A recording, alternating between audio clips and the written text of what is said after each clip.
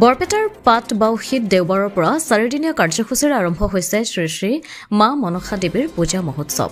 পূজা মহোৎসৱ উপলক্ষে ভক্তসকলে ধূপ-দীপ জ্বলাই নৈবেদ্য অৰ্পণ কৰি দেৱীৰ আশীষ প্ৰাৰ্থনা কৰে। অন্যহাতে পূজা উপলক্ষে সোমবাৰে পানীত তোলা পৰ্ব অনুষ্ঠিত হয়। গাঁওখনৰ জীয়ৰী বোৱাৰী কিশোৰ কিশোৰী তথা পুৰুষ মহিলাসকলে উপবাসে থাকি হাতে হাতে ঘট আৰু পিতলৰ কলহ লৈ নখান্দা নৈৰ পৰা পানী তুলি মনসা দেৱীৰ মন্দিৰলৈ উভতি আহে। পানী তোলা পৰ্বৰ পিছতেই যথাবিহিতভাৱে মা মনসা দেৱীৰ পূজা অৰ্চনা আৰম্ভ কৰা হয়।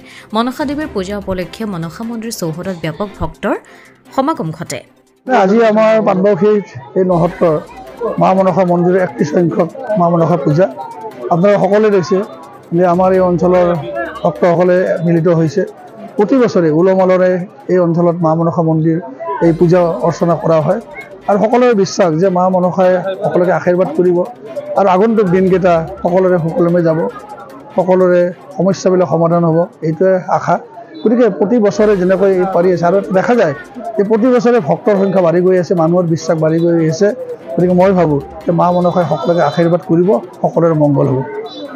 31তম বাৰ্ষিক মা মনসা পূজা মহোৎসৱটো এইবেলি 4দিনীয়া কাৰ্যসূচীৰে অনুষ্ঠিত কৰা হৈছে। ইয়াত বিভিন্ন ধৰণৰ কাৰ্যসূচী আমি হাতত লৈছোঁ।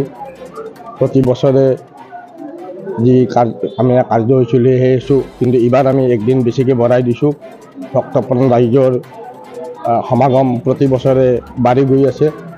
গতিকে বিশ্বাস এটা আছে এই অঞ্চলৰ ৰাইজে লগতে বিভিন্ন ঠাইত দাঁতিকাষৰীয়া ঠাইৰ পৰা মানুহ আহে। ভক্তপ্ৰাণ ৰাইজ আহি ইয়ালৈ সেৱা শুশ্ৰূষা বিভিন্ন ধৰণৰ আমাক সহায় সহযোগিতা কৰি আহি আছে। গতিকে আমি আগন্তুক দিনতো আশা ৰাখিছোঁ ৰাইজৰ পুনৰ সহায় সহযোগ পাম। বৰপেটাৰ পৰা ৰাজু কুমাৰ দাসৰ ৰিপৰ্ট, অমৃত নিউজ 24/7। অমৃত প্ৰবাহ অসমীয়া সাপ্তাহিক কাকতৰ ডিজিটেল সংস্কৰণ অমৃত নিউজ, সত্যৰ সন্ধানত অমৃত নিউজ।